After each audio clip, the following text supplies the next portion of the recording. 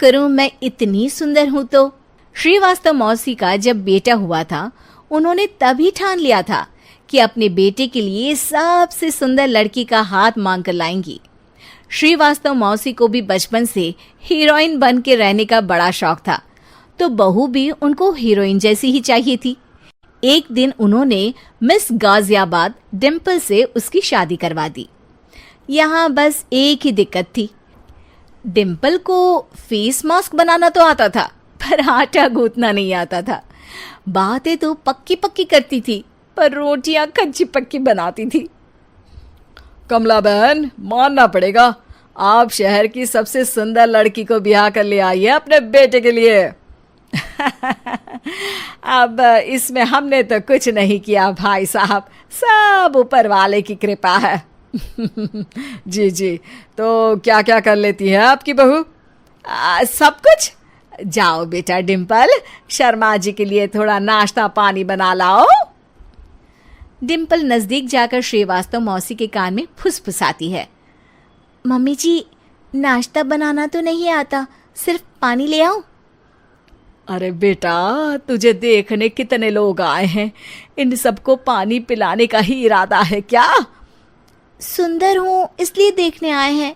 क्या करूँ, मैं इतनी सुंदर हूँ तो आप ही बताओ ना, क्या करूँ मैं? अरे बेटा, कुछ मत कर, खाना बनाना सीख ले बस। श्रीवास्तव मौसी के लिस्ट में सुंदरता सबसे ऊपर आती थी और उन्हें उसी का फल मिला। उनके बेटे अशोक ने एक दिन माँ से शिकायत की। माँ, कैसी बहू ढूंढ कर लाई हो? मैं शाम को थक हार कर घर लौटता हूँ तो मुझे कहती है, आज पेडिक्योर करना है, करवा दोगे? अरे जबकि दिन भर काम करके पाँव मेरे थके थे। अरे बेटा, ठीक है ना, धीरे धीरे सीख जाएगी। अरे क्या सीख जाएगी माँ, उससे कुछ भी नहीं आता। हफ्ते भर का शेड्यूल बना लिया है उसने, पेडिक्योर, हेड मसाज, मुल्तानी मिट्टी का ये वो, अरे पता नहीं क्या क्या। अरे मुझे तो नाम भी नहीं आते। देख बेटा, खाना बनाना, सब्जी काटना, ये सब सीखा जा सकता है, पर सुंदरता नहीं सीखी जा सकती। इतनी सुंदर बहू मिली है, फिर भी तू खुश नहीं है, कैसा बेटा है तू? श्रीवास्तव मौसी का मानना था कि समय रहते बहू सब सीख जाएगी, पर मिस गाजियाबाद से शादी कराने के बाद घर का जो नाम हुआ है वो जरूरी है।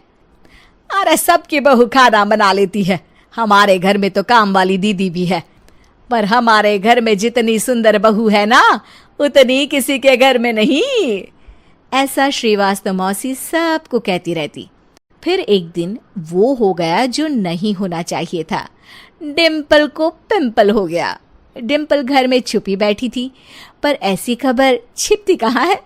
शर्मा जी घर में अपने बेटी की शादी का न्योता देने आए तो उन्होंने पूछ लिया, अरे आज आपकी बहू नहीं दिख रही? हाँ, वो ना थोड़ा काम में बिजी है, आती ही होगी। और इतने में डिम्पल सही में किसी काम से वहां आ जाती है। बस शर्मा जी की नजर पड़ जाती है डिम्पल के पिंपल पर, जो उन्हें चांद पे दाग जैसा लगता है। पूरे शहर में बात फैल जाती है कि डिम्पल को पिंपल हो गया है। ये दिक्कत काफी गंभीर थी और श्रीवास्तव मौसी को पता था कि अगर ऐसा चलता रहा तो उन्होंने जो हासिल किया था सब मिट्टी में मिल जाएगा। उन्होंने फट से डिम्पल को अपने कमरे में बुलाया। अरे बेटा, शर्मा जी के बेटे की शादी 1 हफ्ते में ही है, हमें उससे पहले ही तुझे वापस सुंदर बनाना पड़ेगा। तू बता, तुझे मेकअप के लिए क्या क्या चाहिए? डिम्पल की दी गई लिस्ट का सामान श्रीवास्तव मौसी शाम को ही ले आती है और उसके बाद शुरू होता है डिम्पल का मेकओवर। 1 हफ्ते में सारे क्रीम्स पाउडर टेस्ट हो चुके हैं और डिम्पल और श्रीवास्तव मौसी रेडी हो जाते हैं शर्मा जी के बेटे की शादी के लिए। शादी के दिन डिम्पल बहुत सुंदर लग रही थी। श्रीवास्तव मौसी को उम्मीद थी कि बस अब तो हर जगह वो और डिम्पल ही छाए रहेंगे, चाहे शादी किसी की भी हो। पर जब वो शादी में पहुंचते हैं तो उन्हें बाहर शर्मा जी लोगों का स्वागत करते मिलते हैं। अरे कमला जी, सही समय पर आई हैं, आप ही का इंतजार था। हमने भी हमारे बेटे के लिए मिस अहमदाबाद ढूंढी है। डिम्पल और श्रीवास्तव मौसी दोनों के मुंह खुले के खुले रह जाते हैं शर्मा जी की बहू को देखकर। वो तो डिम्पल से भी ज्यादा सुंदर थी। क्यों, हमने भी अच्छी बहू ढूंढी है ना? हाँ हाँ शर्मा जी, बाकी आजकल के जमाने में सुंदरता से क्या होता है भाई। देखो, बूढ़े तो सब होते हैं। मैं तो मानती हूं कि बस रोटियां गोल बना दे, इससे ज्यादा क्या चाहिए। सुंदरता का क्या है, ढल जाती है, पर गुण वो हमेशा रहते हैं। अरे बाबा, इतना बड़ा ज्ञान आपको कोई गुरु भी नहीं देता जितना बड़ा ज्ञान आपको एक छोटे से पिंपल से मिल गया। अगले दिन जब अशोक डिम्पल से बात कर रहा होता है, कल शादी में मिस अहमदाबाद के बाद सब मिस गाजियाबाद यानी तुमको ही देख रहे थे।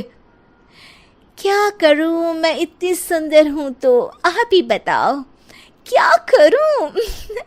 क्या करूं मैं तो कहती हूं कि घर का कोई काम कर या फिर बाहर अपने लिए कोई काम ढूंढ ले। है? क्या कहा माँ जी? हाँ जी, सुंदरता का क्या है। कल तूने मिस अहमदाबाद से मात खाई, आगे कोई मिस हैदराबाद आ जाएगी या मिस फैजादाबाद आ जाएगी, इसलिए काम पर ध्यान दो। हाँ। और कुछ महीनों बाद, अरे बहू, काम करने के बाद तू सुंदर नहीं, अति सुंदर हो गई है। नौकरानी एक घर के लिए कितनी जरूरी होती है, आइए देखते हैं। अरे बहू, ये देख, सारा साबुन बर्तन में रह गया। ये नौकरानी कोई काम नहीं करती, गंदा काम करके चली जाती है और ढेर सारा पैसा ले जाती है। अरे मम्मी जी, उसने तो साफ किया ही था। मेरे ही हाथ से इस ग्लास में सर्फ गिर गया था। अरे बस कर झूठी, उसे बचाने के लिए सारी जुगत लगा ले, लेकिन मैं तो इसे निकाल कर ही रहूंगी। हमारे जमाने में ना कोई नौकरानी थी और ना ही ये चिकने बर्तन। चूल्हे के जले बर्तनों को राख रगड़ कर साफ किया करती थी मैं। अरे माँ जी, मैं कहाँ बचा रही हूँ उसे। और वैसे भी आजकल नौकरानी जरूरत नहीं, स्टेटस सिंबल बन गया है। अब आप बताओ, मैं मुन्ना को नीचे घुमाने ले जाऊं तो लोगों से क्या बोलूं? झाड़ू पोछा खुद लगा रही हूँ। लोग सीधा यही पूछते हैं कि कौन सी नौकरानी काम कर रही है तेरे घर पर। अरे बस कर, ये भी कोई बात होती है? मम्मी जी, आप नहीं समझेंगी। शाम को नौकरानी घर आकर काम कर ही रही होती है कि सास को कहती है, माँ जी, एक बात बोलूं, बुरा न मानना। अरे वैसे तो मुझे तेरी शक्ल ही पसंद नहीं है, बात क्या खाक पसंद आएगी। अरे माँ जी, सुन तो लीजिए क्या कह रही है।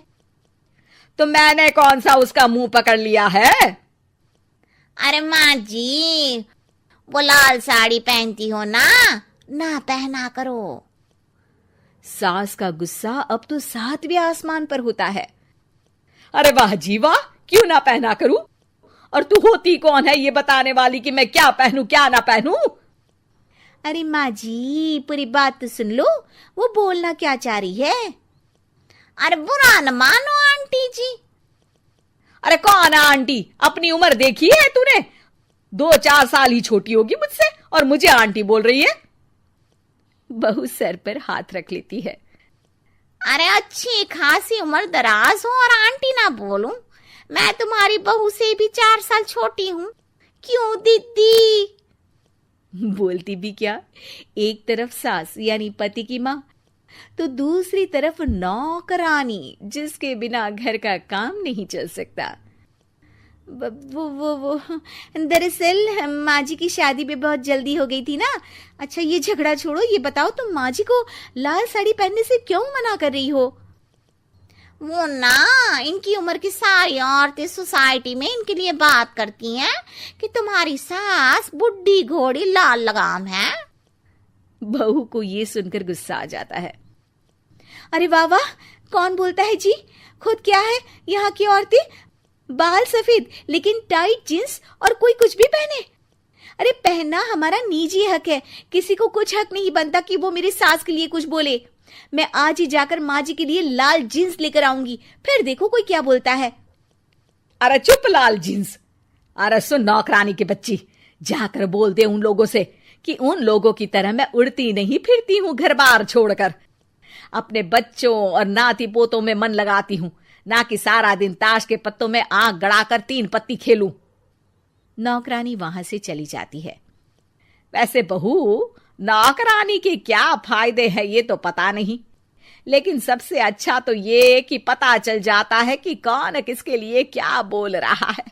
सोसाइटी में तेरा नौकरानी रखने का इरादा बिल्कुल ठीक था। अगले दिन उन लोगों के घर की बेल बजती है। बहू दरवाजा खोलती है कि सामने कुछ औरतें खड़ी होती हैं। अरे बहू, कहाँ है तेरी सास? बुला जरा। अरे बहन जी, आप सारी एक साथ आइए आइए, कैसे आना हुआ?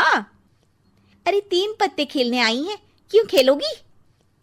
क्यों नहीं, वैसे भी बड़े दिन हो गए, एंटरटेनमेंट हुआ नहीं। बहू जा जाकर पकोड़े तो बना ला। अरे बस करिए, आगे कुछ पीछे कुछ। वैसे तो कहती है कि परिवार पर ध्यान देती है, हमारी तरह 3 पत्तियां नहीं खेलती। हमने कौन सा परिवार छोड़ दिया? सास सक पका जाती है। अब ये किसने कहा? मैं तो कहती हूं कि मैं भी थोड़ा बाहर निकलूं। आपने ही तो कमला नौकरानी से ये सारी बात की थी। सास और बहू को अब सारी कहानी समझ आ जाती है कि सोसाइटी की औरतें क्यों भड़क रही हैं। माफ करिए आंटी, मैं छोटी हूँ, लेकिन फिर भी पहले तो आप लोगों ने माँ की लाल साड़ी का मजाक उड़ाया था ना।